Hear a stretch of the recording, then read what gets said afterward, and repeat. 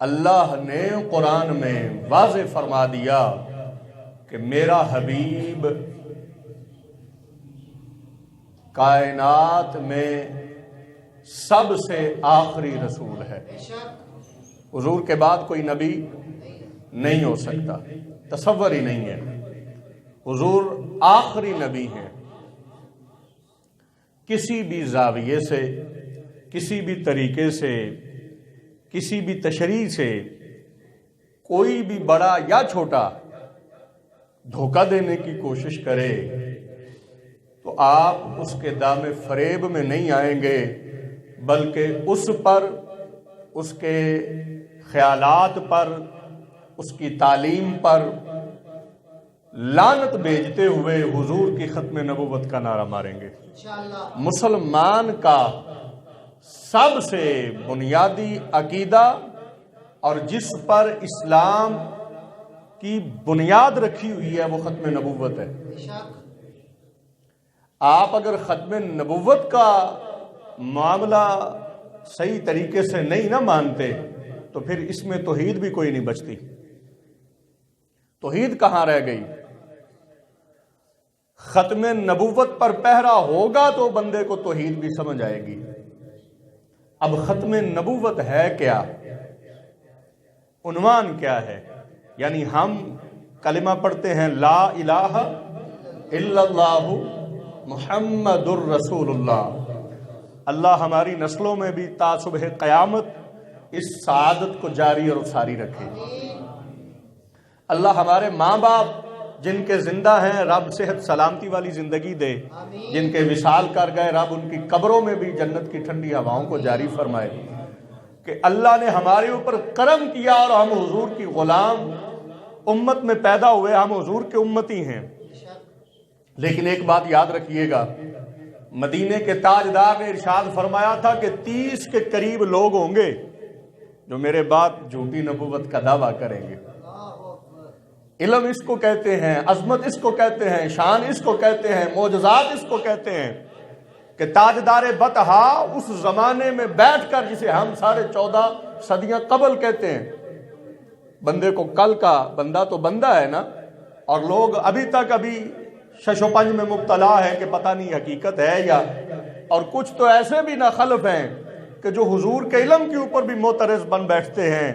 کہاں کا علم، کہاں کی تحقیق اور کہاں کی ریسرچ، یہ ساری چیزیں اس گرد راہ کو بھی نہیں پہنچتی جہاں میرے رسول کی عظمت اور شان کا آغاز ہوتا ہے. اور آغاز کا بھی ہمیں کیا پتا، نہ ہمیں انتہا کی خبر ہے، نہ ہمیں آغاز کا کوئی پتا ہے. پتا ہوتا، دنیا میں کوئی اس قابل ہوتا دنیا میں، تو تاجدار بطحا سیدنا صدیق اکبر کو نہ فرماتے کہ تو بھی میری حقیقت کو نہیں سمجھ سکا. ایک موقع پر آقا نے ارشاد فرمایا سب سے زیادہ قریب میرا سونا ابو بکر ہے. یہ سفر میں بھی میرے ساتھ رہا، حضر میں بھی میرے ساتھ رہا. میں شہر سے باہر گیا ہوں تو ابو بکر میرے پیچھے ہے، میں شہر کے اندر کسی گلی میں ہوں تو ابو بکر میرے ساتھ ہے، میں جنگ پہ گیا ہوں تو ابو بکر میرے ساتھ ہے، کسی خوشی میں ہوں کسی غمی میں ہوں تو ابو بکر صدیق نے کبھی بھی میرا ساتھ نہیں چھوڑا. سب سے زیادہ وقت ابو بکر نے میرے ساتھ گزارا ہے. اور لیکن کریم نے ابو بکر سے ہی ارشاد فرما دیا ابو بکر تو بھی میری حقیقت کو جان.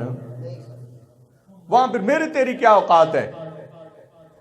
تو حضور سرور عالم صلی اللہ علیہ وآلہ وسلم نے ارشاد فرمایا 30 کے قریب بندے دعویٰ کریں گے جھوٹی نبوت کا. علم تو جو کہتے ہیں نا کہ جی کل کا نہیں، تو سرکار نے اس دور میں بھی ارشاد فرما دیا کہ میرے بعد ایسے ایسے لوگ ہوں گے، ایسی ایسی باتیں کریں گے، تم لوگوں کو دھوکہ دیں گے، ان کے دھوکے میں نہیں آنا، وفا مجھ سے ہی کرنی ہے.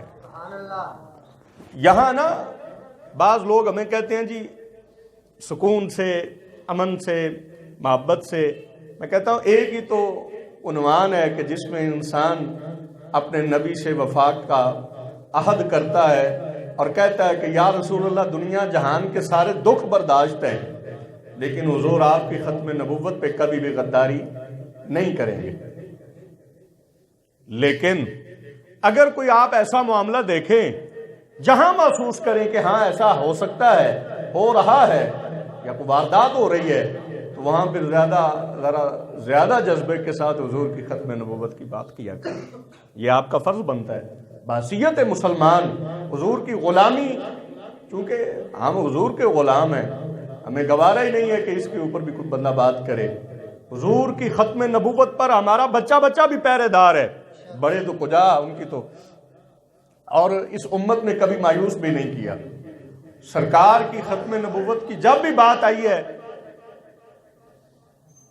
ان غلامان آقا صلی اللہ علیہ وآلہ وسلم نے ہر دور میں بتایا کہ حضور ساری چیزیں اپنی جگہ، لیکن حضور کی ختم نبوت سے کبھی غداری نہیں ہو سکتی۔